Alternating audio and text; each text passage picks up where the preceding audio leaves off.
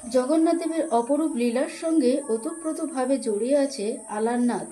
উড়িষ্যা পুরী জেলার ব্রহ্মগিরিতে অবস্থিত এই পবিত্র স্থানটি মাহাত্ম্য এবং অজানা কাহিনী।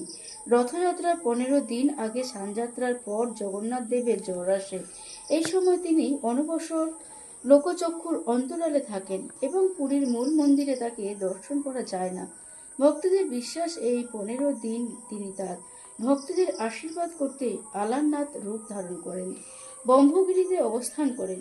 তাই এই সময় দর্শনার্থীরা পুরীর পরিবর্তে এখানে আসেন। সত্যযুগে স্বয়ং ব্রহ্মা এই স্থানে বিষ্ণুর আরাধনা করেছিলেন। তার ভক্তিতে সন্তুষ্ট হয়ে বিষ্ণু তাকে শঙ্খ, চক্র, গদা ও পদ্মধারী একটি 4 হাত বৈশিষ্ট্য কৃষ্ণ প্রস্তরের মূর্তি তৈরি করার নির্দেশ দেন। ব্রহ্মার পূজার স্থান হওয়ায় এই জায়গার নাম হয় ব্রহ্মগিরি।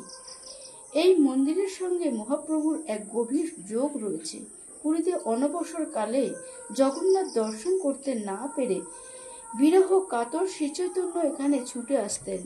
আলারনাথের বিগ্রহের সামনে তিনি প্রেমে মত্ত হয়ে নৃত্য করতেন বলে জানা যায়। এখানে মহাপ্রভুর ব্যবহৃত পাথরের আসন ও শ্রীচৈতন্য দেবের বিগ্রহ রয়েছে। এই মন্দিরের ক্ষীর বা পায়েস ভোগ অত্যন্ত বিখ্যাত। একটি প্রচলিত কিংবদন্তি অনুযায়ী এক সময় মন্দিরের পুরোহিতের এক শিশুপুত্র ছিল।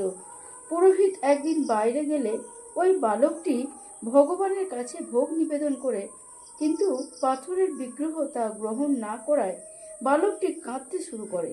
তখন স্বয়ং বিষ্ণু বালকের সরলতা মুগ্ধ হয়ে মানুষের রূপ ধরে সেই ক্ষীর খেতে আসেন এবং দ্রুত খাওয়ার ফলে ভগবানের হাত পুড়ে যায়, যার চিহ্ন আজও নাকি ওই বিগ্রহে দেখা যায়।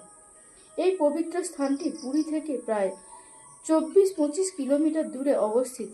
জয় আলারনাথের জয়।